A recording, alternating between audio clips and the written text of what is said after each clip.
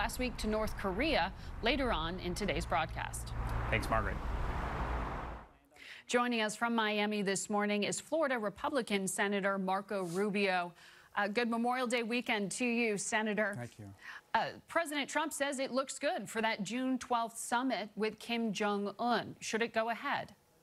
It depends. It depends what's going to happen there. You know, North Korea is a strange place. We're not dealing with Italy or France here or even the old Soviet Union. So they're playing a game. You know, Kim Jong-un, these nuclear weapons are something he's psychologically attached to. There will give him prestige and importance. I mean, we're not talking about him because of his global and economic power. We're talking about them because they have nuclear weapons and long-range missiles, and he knows that.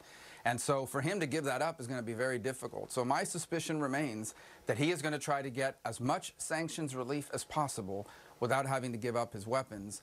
And I think it's going to be a lot of twists and turns along the way to try to get there if it's even possible. But I hope I'm wrong. I'd love to see them denuclearize. I'm not very optimistic about that.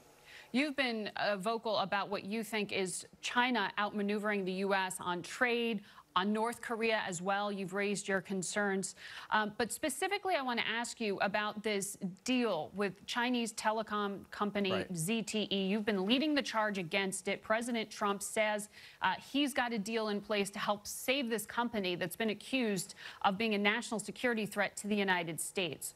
Yeah. Why isn't the White House proposal sufficient to meet your concerns? So I talked to the president for over half an hour on Friday night, and I think I've gotten to the crux of the difference between his administration and myself and others on our view on this. I think for the president, he's viewing the ZTE issue as a company that broke sanctions, and he wants to impose sanctions on them and penalties that are stronger than anyone that has ever seen before. And he's right. $1.3 billion fine, he says. Correct. And if this was just a company that did something wrong and needed to be punished, the president's right.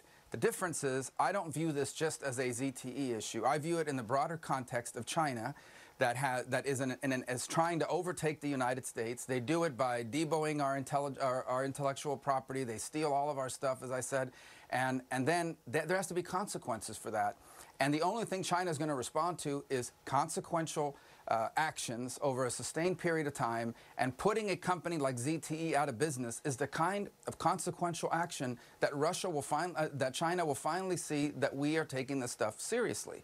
And that's the difference of opinion. I don't just view the ZTE issue through ZTE alone. I view it in the broader context of what China's trying to do, overtake the United States by stealing and by cheating, and they're not going to stop until they know there are real consequences for doing it. But what does that mean? It sounds like this is a done deal. Can Congress do anything to block the transaction? Sure. Well, first of all, one of the things I hope Congress will do is not only not even allow Chinese telecom companies to operate in the United States. It's not just ZTE, it's Huawei. All of them depend on U.S. semiconductors.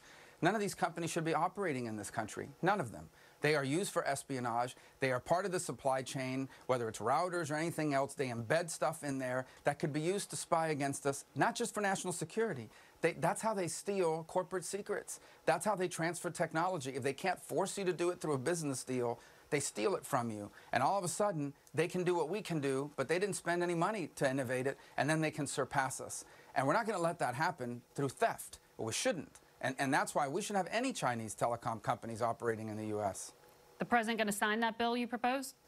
Well, I believe it'll have a supermajority. I think most members of Congress have come to understand the threat China poses, and I think there's a growing commitment in Congress to do something about what China is trying to do to the United States, and this is a good place to start, as I said.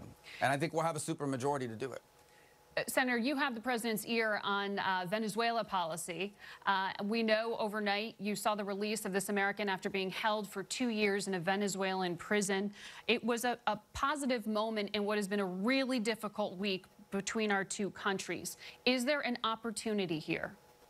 Well, first of all, I'm glad that Josh Holt is home. He didn't have anything to do with politics. He was a Mormon missionary. He went down there to meet up with his wife and bring her back to the United States at some point. And they took him as a hostage for over 2 years. Last week they were saying he was the head of the CIA efforts. So it's ridiculous, and I'm glad he's home. This has nothing to do with the broader issue of sanctions, however. Those things stay in place. The administration made that clear. Policy has not changed. Is there an opportunity? Yeah, here's the opportunity. That Venezuela returns to constitutional order. They have an elected National Assembly. They have a constitutionally appointed Supreme Court.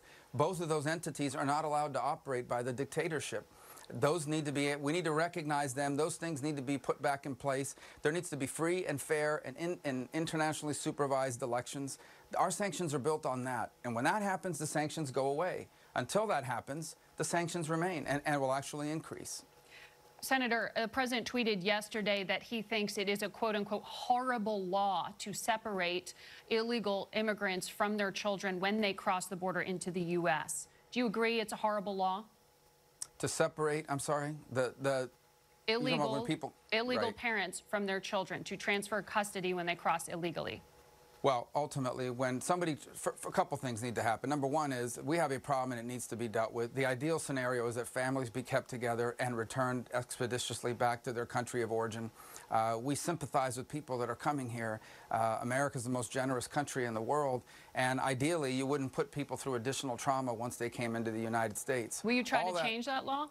Well, I would be open to changing that law, but the better law to change is to secure our border and to send a clear message that you cannot continue to enter the United States illegally. It is actually inhumane not to secure our border because we are sending out a message that is encouraging people to come here. We have to understand a lot of these people that are crossing with children are being trafficked here. They are being brought here by criminal groups that help guide them and often take advantage of them and brutalize them on the path towards the United States. And the ability to cross that border is a magnet that is drawing this behavior.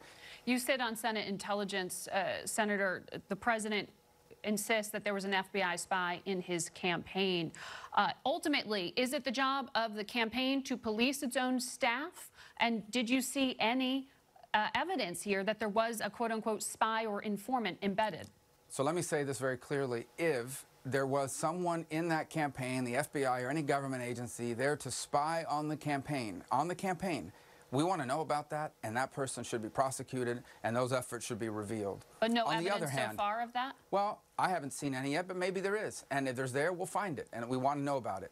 The flip side of it is, if there are people operating in this country trying to influence American politics on behalf of a foreign power, it is the FBI's job to investigate those people. What I have seen so far is an FBI effort to learn more about individuals with a history of bragging about links to Russia that pre-exist the campaign. If those people were operating near my office or my campaign, I'd want them investigated and I'd want to know about them. That's what I've seen so far.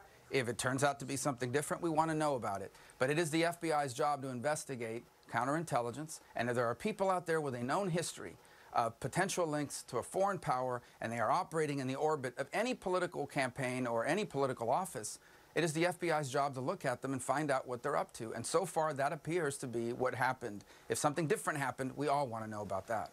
Senator Rubio, thank you. Thank you. We turn now to the former Director of National Intelligence, James Clapper. He advised President Obama for 6.5 years, including the period when the Russians were attempting to meddle in the 2016